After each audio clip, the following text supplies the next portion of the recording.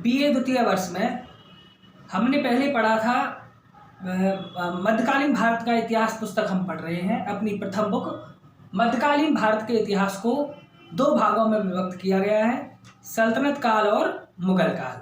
सल्तनत काल के दौरान हमने 5 वंशों को पढ़ा, जिनमें गुलाम वंश था, खिलजी वंश था, सैयद वंश था, तुगलक वंश था और लोदी वंश था। हमने गुलाम वंश में कुतुबुद्दीन ऐबक को पढ़ा है, इल्तुतमिश को पढ़ा है, रजिया सुल्ताना को पढ़ा है, बलबन को पढ़ा है। इसके बाद हमने जलालुद्दीन खिलजी को पढ़ा है, अलाउद्दीन खिलजी को पढ़ा है खिलजी वंश के दौरान। तुगलक वंश के दौरान हमने मोहम्मद बिन तुगलक को पढ़ा है, फिरोज शाह तुगलक को पढ़ा है। आज हम पढ़ रहे हैं मुगल काल, और मुगल काल का जो संस्थापक था, मुगल वंश का जो संस्थापक था, वह था जहीरुद्दीन मोहम्मद बाबर। आज हम बाबर के प्रारंभिक जीवन, उसकी कठिनाइयां तथा उसके भारतीय अभियानों के बारे में पढ़ेंगे। तो बाबर, जहीरुद्दीन मोहम्मद बाबर का पूरा नाम था।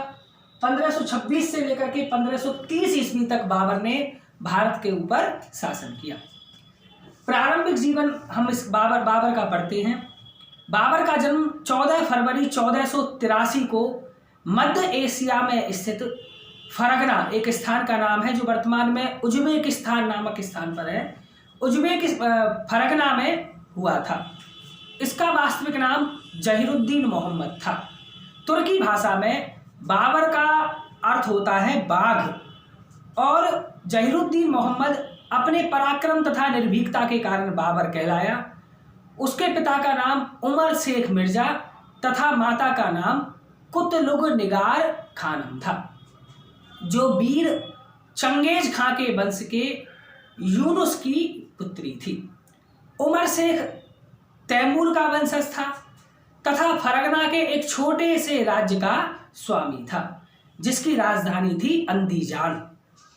8 जून 1494 ईस्वी को उमर शेख मिर्जा की छत से गिर करके मृत्यु हो गई। जब वह कबूतरों की उड़ान का आनंद ले रहा था तो एकदम छत से गिर जाने के कारण उसकी मृत्यु हो गई। अपने पिता की मृत्यु के बाद बाबर फरगना का शासक बना। बाबर जिस समय फरगना का शासक बना, उस समय उसकी आयु 11 वर्ष तथा 4 माह थी। तो ये था बाबर का प्रारंभिक जीवन। फरगना में बाबर का जन्म हुआ 14 फरवरी 1483 को। माता का नाम कुतलुग निगार खानम तथा पिता का नाम उमर शेख मिर्जा था। अपने पिता की मृत्यु के बाद 8 जून 1494 को बाबर फरगना का स्वामी बना।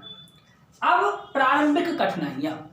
12 वर्ष की अल्पायु में, लगभग 12 वर्ष की अल्पायु में फरगना के सिंहासन पर बैठने के बाद बाबर को अपार कठिनाइयों का सामना करना पड़ा।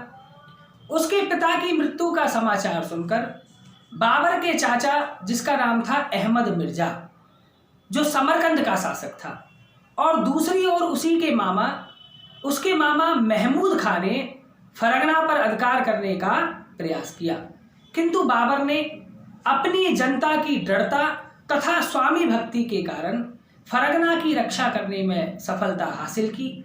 इस विजय से प्रेरित होकर बाबर ने समरकंद पर आक्रमण की योजना बनाई।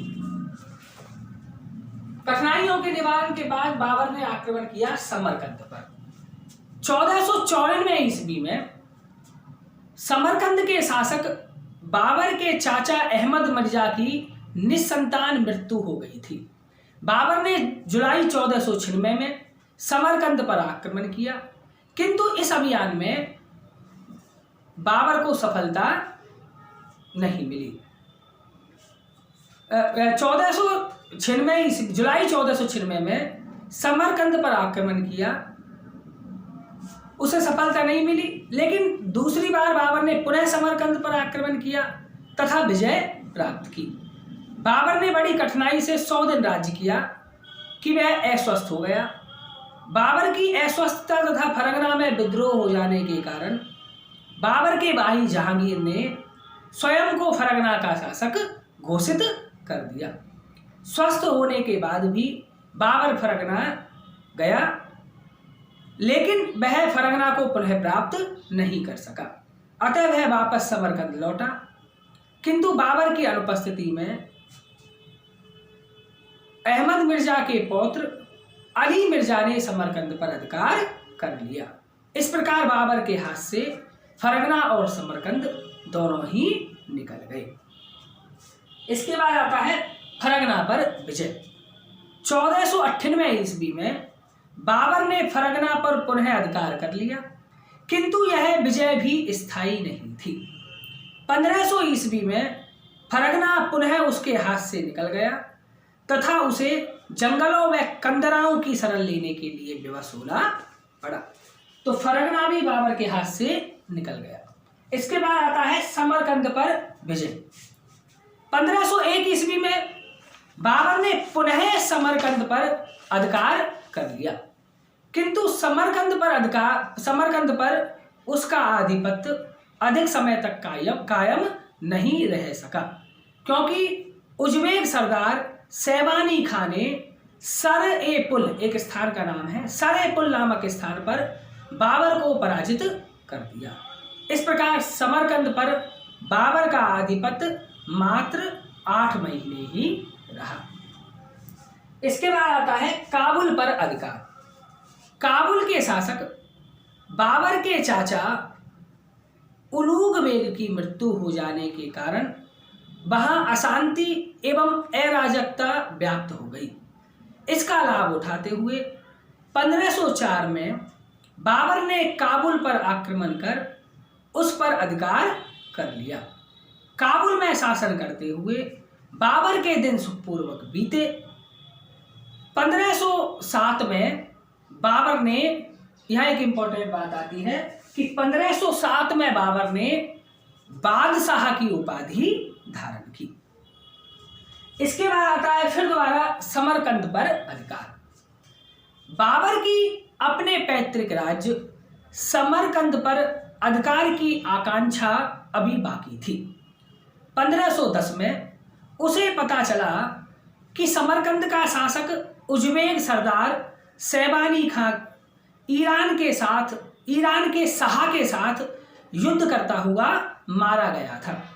सैबानी खां की मृत्यु के समाचार से बाबर की समरकंद पर अधिकार करने की इच्छा पुनः प्रबल हो उठी तथा इसी उद्देश्य से उसने ईरान के शाह के साथ संधि करके 1511 में समरकंद पर अधिकार कर लिया, परंतु वह समरकंद का स्वतंत्र शासक ना होकर ईरान के शाह का सामंत था। इसी कारण उसे शिया मत अपनाना पड़ा, जिसका समरकंद के सुन्नी निवासियों ने घोर विरोध किया। इसी समय 1512 ईस्वी में उज्बेक सरदार अब्दुल्ला खां ने समरकंद पर आक्रमण किया तथा बाबर को कुले मलिक नामक स्थान पर पराजित कर दिया। समरकंद बाबर के हाथ से पुनः निकल गया। तो ये थे बाबर की प्रारंभिक जीवन तथा उसकी कठिनाइयां। समरकंद पर आक्रमण, फिर फरगना की विजय, फिर दोबारा समरकंद की विजय उसने प्राप्त की, फिर काबुल के ऊपर अधिकार किया और फिर बाद में समरकंद के ऊपर अधिकार किया। तो ये बाबर की प्रारंभिक कठिनाइयां, प्रारंभिक जीवन और उसकी कठिनाइयां। बाबर के भारतीय अभियान ये हम अगली वीडियो में पढ़ेंगे। बाबर के भारतीय अभियान।